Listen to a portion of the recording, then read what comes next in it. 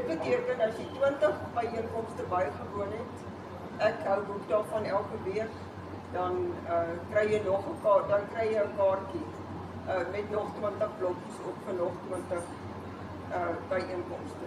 Maar sien nou maar jy 10 bygewoon en jy is nie lus om elke keer die R30 te betaal nie. Dan sê jy vir my, dan tel ek hoeveel het jy bygewoon, jy betaal die verskille in om tot by 6 rand te kom en ek gee vir jou 2 kaartjies. Dis hoe dit nou met stokkies gewerk het vandag. En dan kry jy die een met 'n klomp blokkies afgemerk en wat jy nog 'n paar kan gebruik en nog een met 20 blokkies wat oop is. En saam met dit kry jy 100 aandele. So die aandele gaan nou weer oor, is nou weer iets anders.